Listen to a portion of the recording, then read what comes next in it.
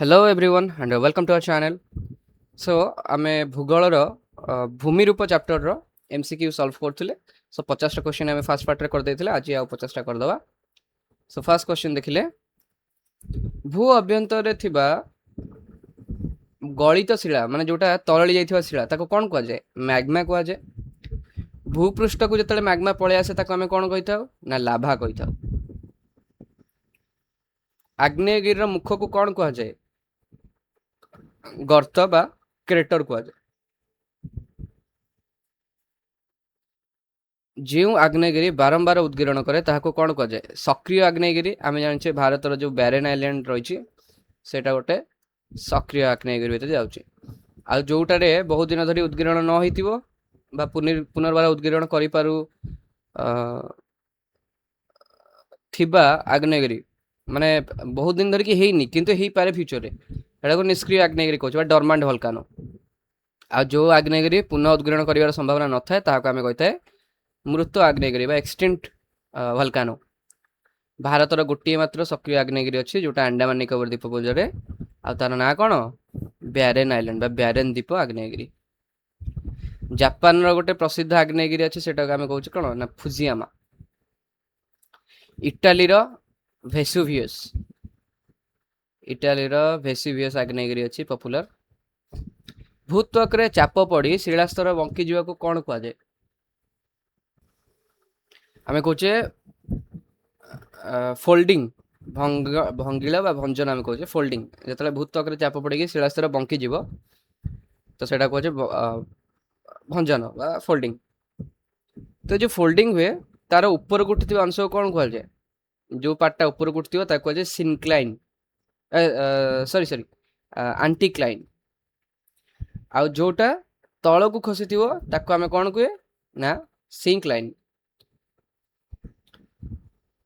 च्युति क्यों कारण सृष्टि हुए? च्युति होचे हमर फॉल्टिंग टा हमर जो टेंशन रहउची टेंशन रो एक्चुअल माने ओडिया मीनिंग टा हम जानि पालनी तो एटा जहा लिखि देछि टाण लेखा अछि बट टेंशन कारण रो हमर च्युतिरा सृष्टि हुए. टेंशन गोटे हमर फिजिक्स में पढ़ते गोटे फोर्स अछि पदार्थ विज्ञान रे जेन हम विभिन्न प्रकार बल देखुचे जोटा हम कहूचे घर्षण गोटे बल रहउची सेंते टेंशन भी गोटे फोर्स थाए. गोटे स्ट्रिंग भितर देखा जाय थाए जदि हमें ये करचे स्ट्रिंग को जतले टाणुचे तो सेमती हमर पृथ्वी रे भी देखा गले सेतले हमें च्युति देखुचे. दुईटी च्युति मध्य निम्नगामी भूभाग को कोन कहै जाय? Rift valley.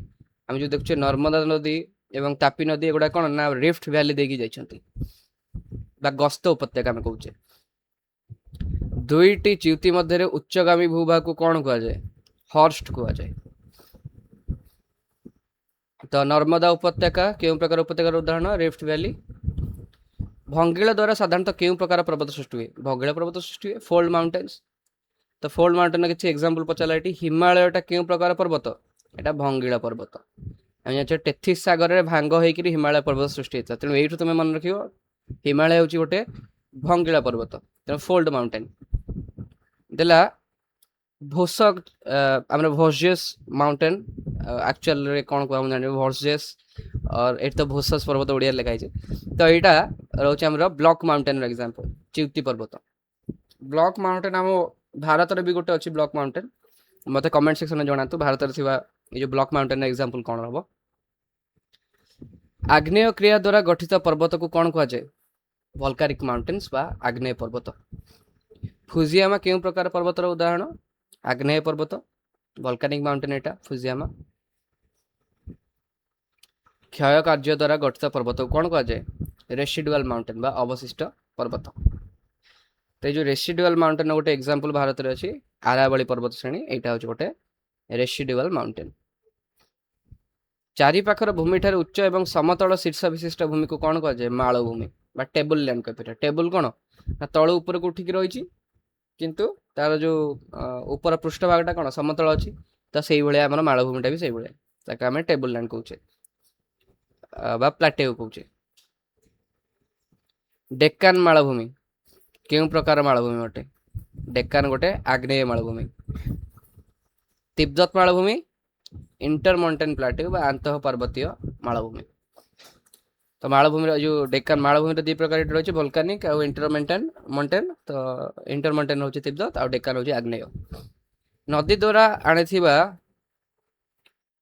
रिभर डिपोजिट्स जो गुड़ाक रोचे से जो भूमि गढ़ुवे आम कौन कही समतल भूमि बा प्लेन कही था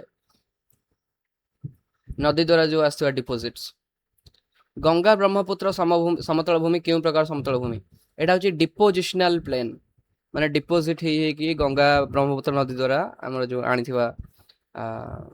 रिवर डिपोजिट गुड़ाक आम डिपोजिट धीरे धीरे धीरे धीरे समय अनुसार गोटे जगार जमा होमर समतल भूमि होती निक्षेपज समतल भूमि बा डिपोजिशनल प्लेन पर्वत मालभूमि और समभूमि मध्य मानव बसवास सब उपयुक्त केउटा समभूमि नदीर क्षय कार्य सृष्ट गभीर एवं संकीर्ण उपत्यका कौन कहुए गॉर्ज बा गिरिखात a deep and narrow valley नदी हठात उच्च स्थान तलू पड़े आम जलप्रपात कही था जोटा आम झरणा कहे जो पड़ुची ऊपर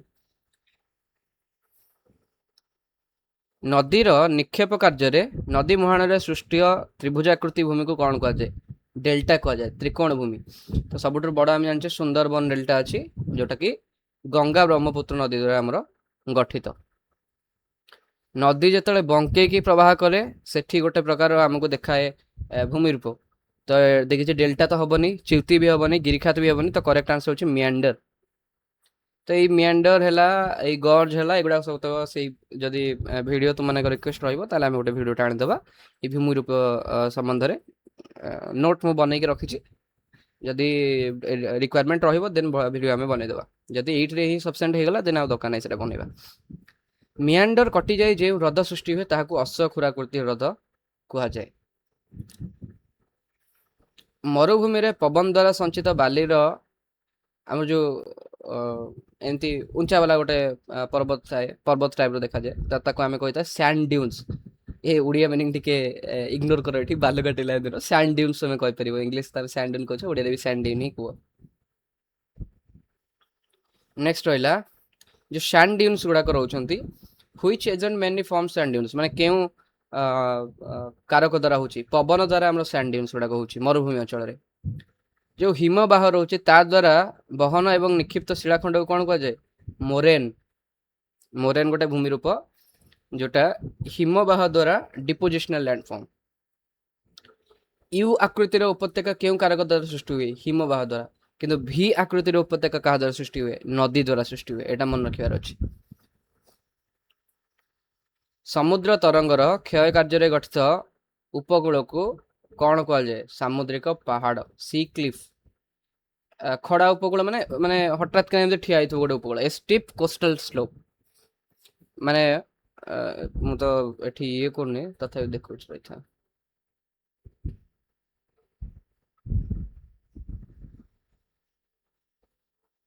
एमती गोटे जदि किसी भूमि रूप रहा तो ये जाटा एमती कौन ना स्टीप भाग आमती रही तो यही पट्टा जो रहा यहाँ कौन पर ना आम जो सामुद्रिक ढेउ बारंबार बारंबार माड़ होटा एमती तो यहाँ आम सी क्लिफ कहे समुद्र तरंग द्वारा सृष्ट प्राकृतिक तोरण को कौन कहुए सामुद्रिक तोरण बा सी आर्क कहुए ठीक अच्छे सी आर्क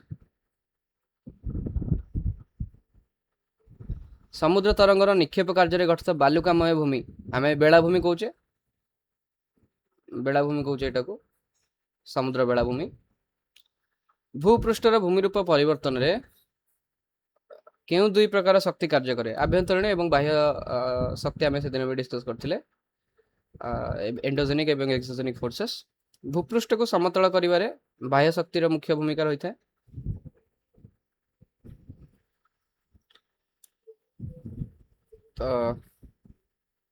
तो प्राय एति आउ या किसी रही जाइए क्वेश्चंस मु 100टा ही बनई तो या आमर जो स्टालाक्टाइट स्टालाग्माइट ये दुईटा लिखा भूली जाइए से दुईटा भूमि रूप आम देखा जाउची जो चूना पत्थर जनित आम कहे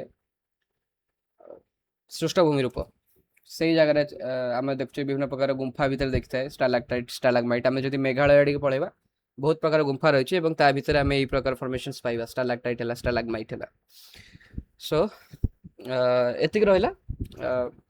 ଆଶା କରୁଛି ଭିଡ଼ିଓଟି ଭଲ ଲାଗିଥିବ। ଲାଇକ୍ କରିବେ, ସେୟାର କରିବେ, ସବସ୍କ୍ରାଇବ୍ କରିବେ, କମେଣ୍ଟ ଦେବାକୁ ଭୁଲିବେ ନାହିଁ। ଆମେ ରଖୁଛୁ। ଧନ୍ୟବାଦ। ଜୟ ହିନ୍ଦ, ଜୟ ଭାରତ।